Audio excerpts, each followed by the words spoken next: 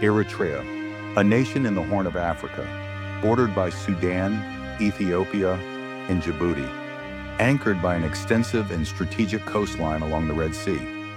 On the map, Eritrea appears small, but its story is vast, layered with resilience, contradiction, and quiet endurance. Officially known as the State of Eritrea, it is often described as one of the most isolated countries on Earth. Some have even called it the North Korea of Africa. It's been nicknamed the North Korea of Africa because it is ruled by a dictatorship since gaining its independence. It's often called the North Korea of Africa. It's called the North Korea of Africa. It's known as the North Korea of Africa because it's been run by a dictator since they became independent in 1991. Yeah. This reputation stems from its political reality, a unitary one-party presidential republic led by President Isaias Afwerki since independence in 1993. Elections have never been held. When are elections going to be held in Eritrea? There were elections scheduled for 2001, they didn't take place. When is that going to happen? What elections? Elections in Eritrea. We'll see what the elections in the United States will bring about, and we will wait for about 3-4 decades until we see genuine natural situations emerge in Eritrea. You're saying Eritrea is going to wait 3 or 4 decades before it holds elections? Maybe more, who knows?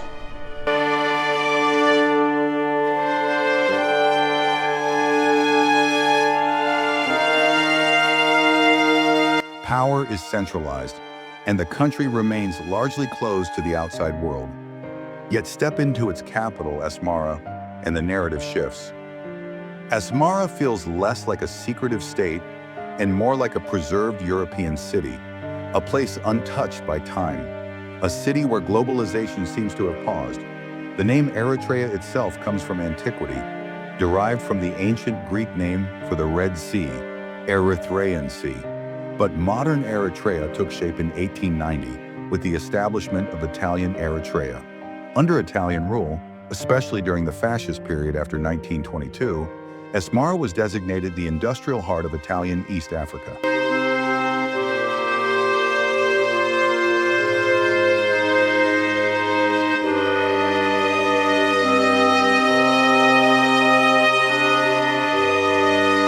Between 1935 and 1941, the city underwent an extraordinary construction boom.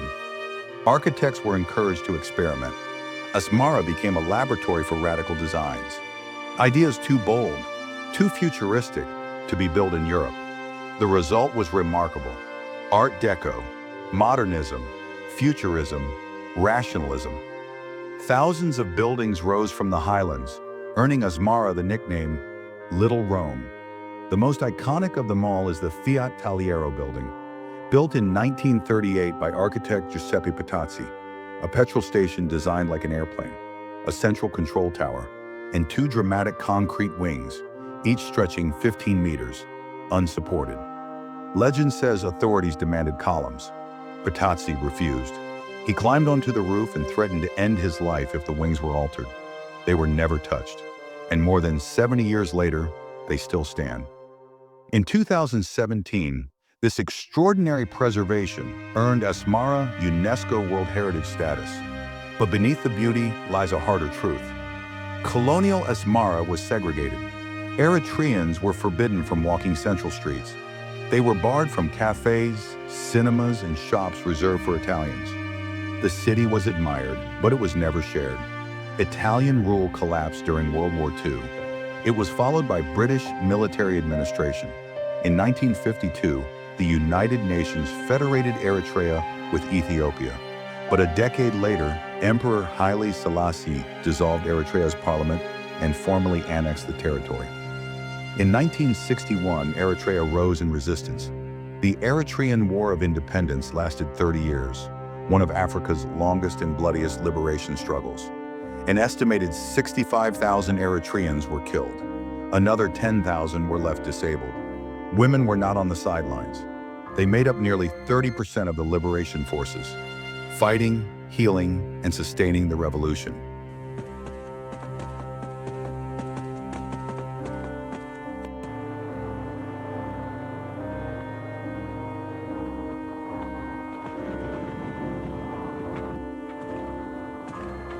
The scars of war remain visible.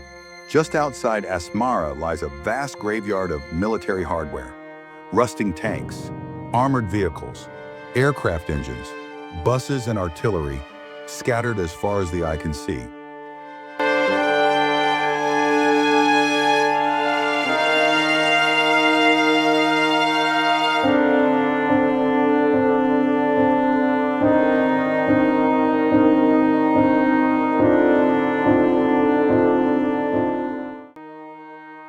A silent monument to decades of conflict.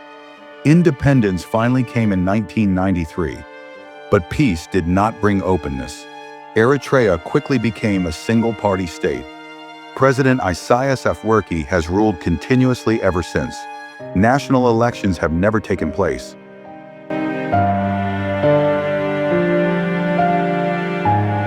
The backbone of the state is the Eritrean Defense Forces. Compulsory national service was introduced in 1995, officially limited, in reality indefinite. Since 1998, men and women under 50 have often served for years, sometimes more than a decade. This has driven hundreds of thousands of young Eritreans into exile. Eritrea's human rights record ranks among the worst in the world. There is no independent media. All news outlets are state-controlled. Eritrea frequently ranks last in global press freedom indexes. Only 4 religions are officially recognized. Others risk arrest and imprisonment. Electricity and water are unreliable. Power cuts last for hours.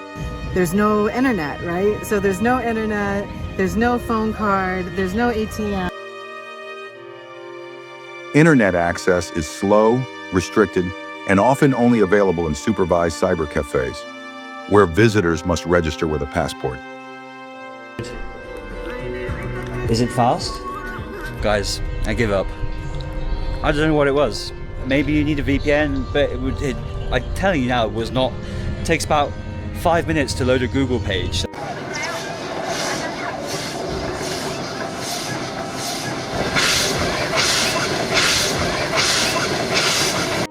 Even the once ambitious Eritrean Railway, engineered between 1887 and 1932, and climbing over 2,400 meters from Massawa to Asmara, now lies largely abandoned.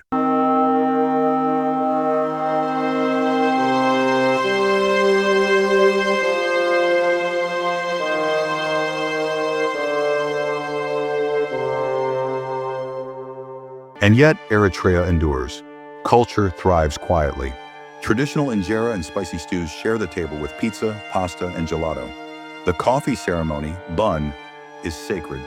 3 rounds, awel, kalai, bariaka.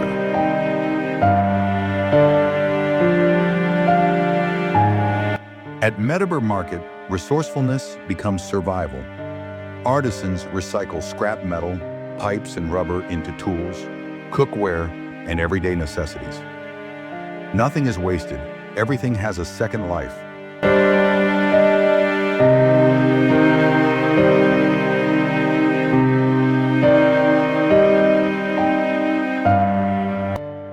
Perhaps nothing unites Eritreans more than cycling.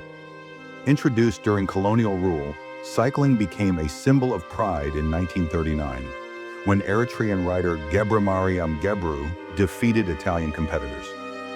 Today, Eritrea's cycling teams rank #1 in Africa. Riders like Biniam Girmay and Mosana Debesay have earned global recognition. Sprint for the finish, it's gonna be Biniam Girmay, 2-stage.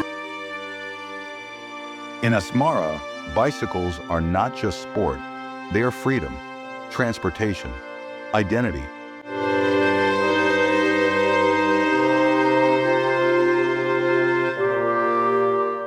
Eritrea is a nation of paradox, strategically located, rich in history, architecturally unmatched, yet burdened by isolation, political stagnation, and neglected infrastructure.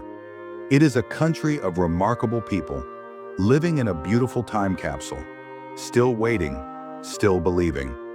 The question is not whether Eritreans are ready to rejoin the world. The question is, when will they be allowed?